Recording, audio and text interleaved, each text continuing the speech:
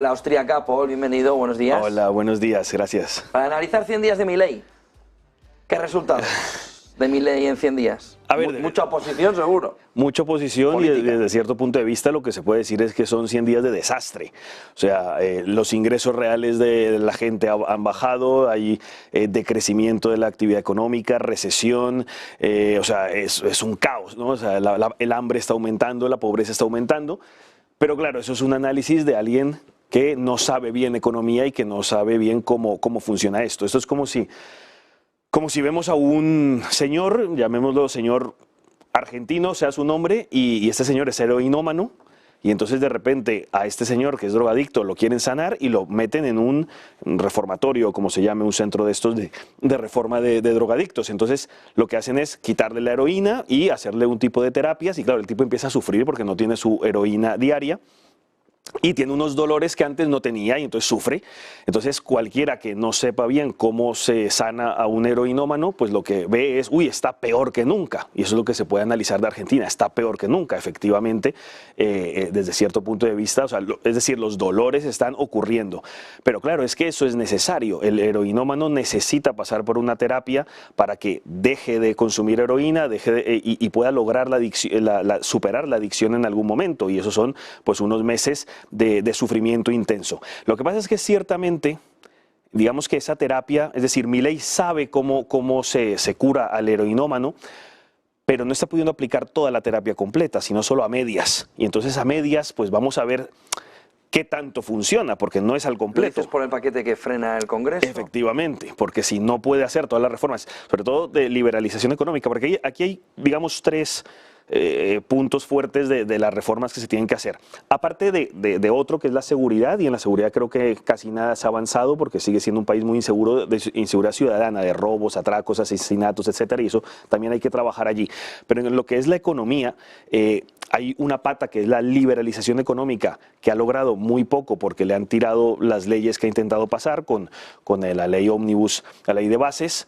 Sí, a través del decreto de necesidad y urgencia ha podido liberalizar algunas partes. Por ejemplo, los alquileres fue algo que al liberalizarse pues se aumentó la oferta de alquileres, hay más oferta y también una reducción de precios reales, con lo cual ahí se nota que las pocas cosas que ha podido hacer han tenido un efecto positivo. Pero la liberalización o desregulación de la economía es una pata. La otra pata es la política monetaria y la otra la política fiscal.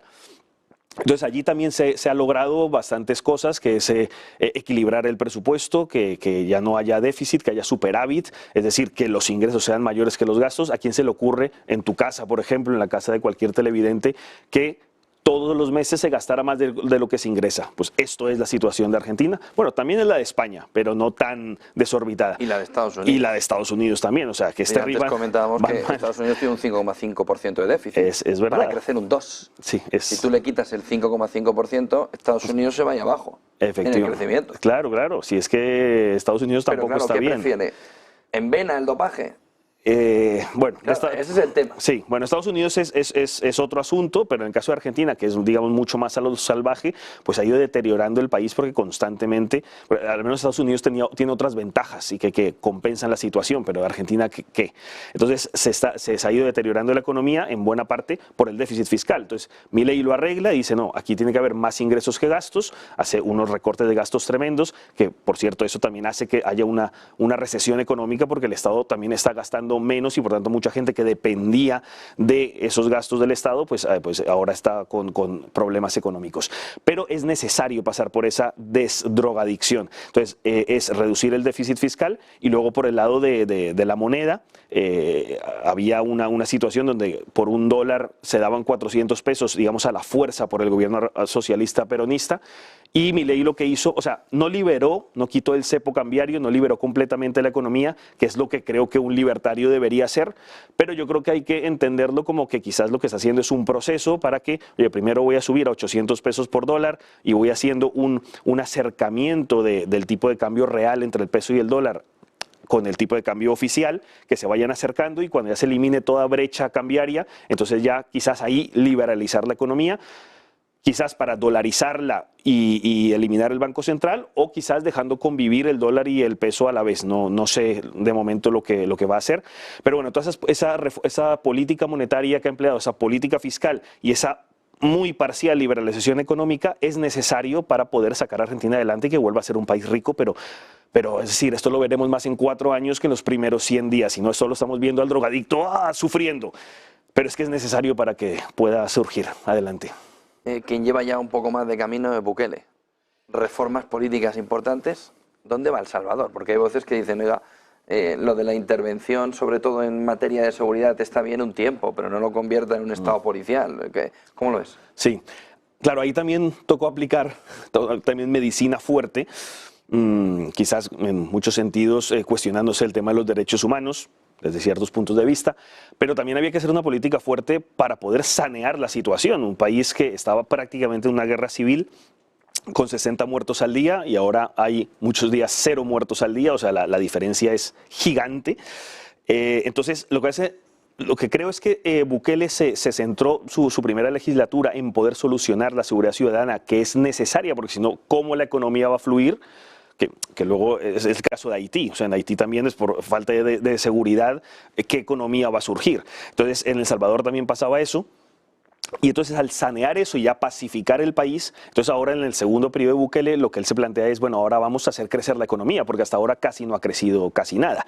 Entonces, ahora esto, ya que es seguro, hagámosla crecer. Entonces, Bukele yo veo que ha hecho como, sobre todo 2 reformas fuertes, o por lo menos hasta ahora en estos primeros días del nuevo gobierno. Y es, por un lado, él quiere combatir la corrupción, pero fuerte, o sea, a saco. ¿Qué quiere decir eso? Lo que él dice es, si primero tuve que combatir la inseguridad de las bandas criminales, ahora de las bandas de cuello blanco, que ¿qué pasa con los políticos? Que si están centrados en cómo hago para sacar mi tajada, no estoy pensando en cómo servir al pueblo. Entonces toda mi energía, mi capacidad mental la hago para mi propio beneficio y no para el pueblo, por un lado. Y por otro lado, que para poder hacer todos esa corrupción política empresarial, los presupuestos del Estado se aumentan para poder financiar todo eso, para pagarle el sobrecoste al empresario corrupto y pagar el sobrecoste al político corrupto, con lo cual las arcas del Estado se vacían en favor de unos pocos y no en favor del bien común. Entonces, su guerra ahora va a ser castigar muy fuertemente, antes a las bandas criminales, ahora a los políticos y empresarios corruptos. Entonces, eso es muy importante de su política. Y por otro lado, también hay un achicamiento del Estado. Es que eso es peligroso, ¿eh? ¿Qué es peligroso? Castigar a los políticos corruptos es muy peligroso. Subjetivo. Y se echa de enemigo a mucha gente que está instalada en la corrupción y que le pueden... Sí, pero que también te puedes convertir en un autócrata, que al final te empieza a caer la gente mal, porque sí, cuando estás ahí arriba. Digo, la línea es muy pequeña. Ese riesgo también puede pasar, o que incluso te den un golpe de Estado, que es difícil en este caso, pero bueno. Lo mismo con Milei. Con Milei hay golpes de Estado organizándose para tumbarlo del gobierno. O sea, hay muchos que dicen que no llega a junio o a mayo. O sea, y hay varias formas en que está organizando. Pero bueno, vamos a suponer que no se dan golpes de Estado y que pueden mantenerse, pues vamos a confiar en que eso puede seguir. El caso de Bukele también es muy importante, el achicamiento del Estado. Y eso que Bukele no es un tipo de verdad que entienda economía. Yo lo estaba analizando y comete unos errores de comprensión económica tremendos. Y además yo creo que no tiene a ningún austríaco de asesor que de verdad lo está asesorando, porque las cosas que a veces dice patina de no comprender realmente la economía. Entonces, ojalá hubiera un austríaco, un colega nuestro de la escuela austríaca asesorándolo en economía bien, y creo que le iría aún mejor al país. Pero bueno, al menos entiende que hay que achicar el Estado. Y entonces lo que dice es, por ejemplo, de ayuntamientos, hay 262 ayuntamientos, municipios en El Salvador, para una población muy pequeña y un país geográficamente muy pequeño. Entonces dice, vamos a reducirlo a 44, de 262 a 44 municipios. Así nos quitamos alcaldes, concejales, asesores, secretarias, el asistente del asistente, y entonces se quita gran parte del Estado así, con lo cual eso lo entiende muy bien. ¿Qué más? El Parlamento tiene 84 representantes del pueblo y lo quiere achicar a 60, entonces quitar 24. como era antiguamente, porque antes eran solo 60, pero luego con las negociaciones estas llamadas de paz, que siempre son terribles, igual que en Colombia fueron terribles, que es toda una farsa para beneficiar a los maleantes a costa de los ciudadanos de bien. Entonces ahí se aumentó de 60 a 84 y ahora Bukele lo que quiere es reducir otra vez a 60 y también achicar el Estado. Entonces él entiende que hay que hacer más pequeño al Estado, lo cual es muy bueno, entiende que hay que combatir la corrupción, lo cual es muy bueno, pero debería también tener como más conocimientos de economía para poder hacer fluir un buen crecimiento en los próximos 4 o 5 años. O sea, Bitcoin City, por ejemplo, está todavía sin empezar y eso es importantísimo. Hizo cosas buenas con Bitcoin, pero Bitcoin City, la ciudad del Bitcoin, está completamente paralizada, ¿no? Hace falta bueno, ahí por ejemplo, y una de mis empresas, por ejemplo, ahora se va a trasladar a El Salvador porque han sacado una legislación donde hay 0 impuestos. Una empresa tecnológica, con lo cual ha entendido eso también, se necesitan nuevas empresas que lleguen a El Salvador y durante 5 años 0 impuestos para que llegue producción. Entonces, hay cosas que sí entiende, pero ojalá tuviera un mejor asesoramiento de la Escuela Austríaca de Economía. Crisis en Haití. Haití. Aquí nos llega la duda de socialismo o capitalismo, pero aquí empieza la cosa a ponerse bastante complicada. Sí, yo he escuchado a muchos sectores rojos de todo, digamos, de la surdo-progresfera, llamémosla así, donde se dice, no, pero es que sí, es verdad que el comunismo ha fracasado en países, pero también el capitalismo ha fracasado. Entonces ponen de ejemplo a Haití, como si Haití fuera un país capitalista y nada que ver. O sea, para que el capitalismo funcione, y bueno, yo voy a hablar más bien en términos austrolibertarios porque el capitalismo tiene muchas connotaciones y no se sabe muy bien de qué se está hablando cuando se emplea esa palabra. En cambio, austrolibertario tiene muy clara la definición y no tiene ambigüedades. Para que funcione y pueda existir un país austrolibertario que pueda producir prosperidad, para empezar tiene que haber una seguridad ciudadana, porque si no, ¿quién va a emprender si tienes algo nuevo, algo más moderno y te atracan por la calle o te matan?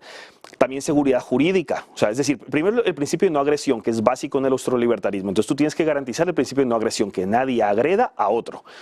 Y eso no ha pasado en Haití. En Haití es un país que ha sido muy violento. Respecto de la seguridad jurídica, ¿quién va a invertir si cambian las leyes en cualquier momento y el que va a ser empresario, sea empresario local o sea empresario extranjero que llegue a crear empresa, si le cambian las reglas y si le tienen envidia a los empresarios y le van a robar su propiedad, ¿para qué van a invertir y para qué van a crear empresa? Con lo cual es una sociedad muy deteriorada empresarialmente porque nadie toma la iniciativa, aparte hay guerrillas, grupos armados, es una sociedad muy violenta. Y claro, tú compara República Dominicana con Haití, que es la misma isla, pero 2 países diferentes. En Haití hay mucha pobreza y República Dominicana, en cambio, ha prosperado. Incluso habiendo dictaduras en República Dominicana, que la ha habido mucho tiempo. Pero es que no es una cuestión, porque la gente cree que democracia es igual a progreso, capitalismo, crecimiento, riqueza, y no es así. O sea, puede haber riqueza tanto en democracia como en dictadura, es según cómo las instituciones se sitúen.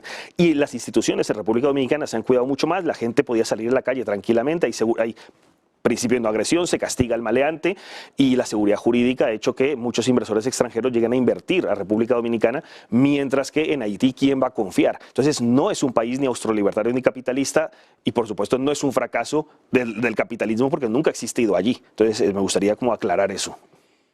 Macron-Putin, Putin-Macron, la amenaza de Macron a Putin, ¿es realista la amenaza de llevar soldados a territorio ucraniano?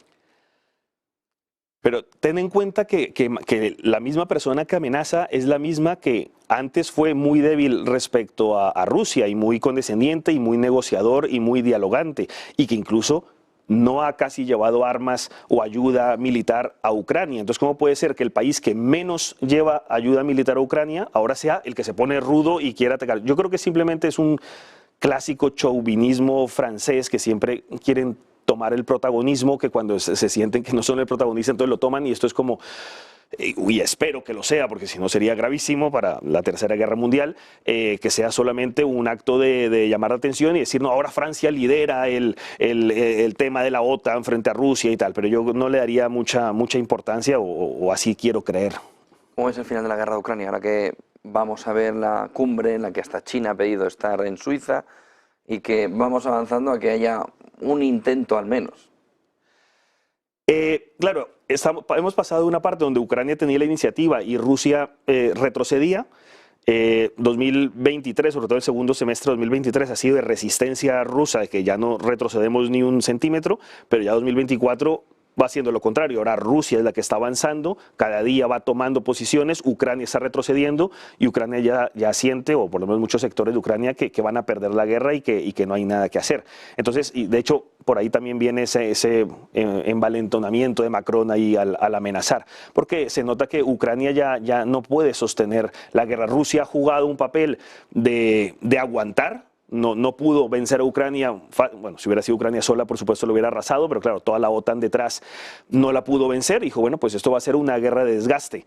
Y si Rusia puede producir 10.000 unidades de ammo, de munición en español, al mes, y toda Europa junta no llega ni a 3.000, o sea, lo que hace es que, claro, cuanto más tiempo pase, más fuerza coge Rusia para poder seguir avanzando. Entonces, yo creo que va a llegar un momento en que la OTAN tenga que negociar. Por supuesto, esto está muy vinculado con Estados Unidos, de qué hace Estados Unidos si llegara a ganar Donald Trump, que es un hombre que con todos sus defectos es un pacifista, lo que quiere es la paz. Bueno, pacifista no, porque sería un término equivocado, pero un hombre pacífico que quiere la paz, porque entiende que el comercio es lo que hace prosperar a las naciones. Retiraría ese apoyo de Estados Unidos a la OTAN y a Ucrania, y por tanto ya no le quedaría otra opción a Ucrania que negociar y partir el territorio, bueno, ver qué se puede hacer allí. Pero Europa sola, ya sin Estados Unidos, quedaría muy expuesta ante Rusia. Muchísimas gracias por toda esa fotografía. Paul Victoria, economista de la Escuela Austriaca. Muchas gracias. Buen día y buen negocio. Hasta pronto. 9:46 de la mañana. Pequeña pausa y enseguida volvemos con todo cómo va avanzando esa digestión Powell. Pues muchas gracias.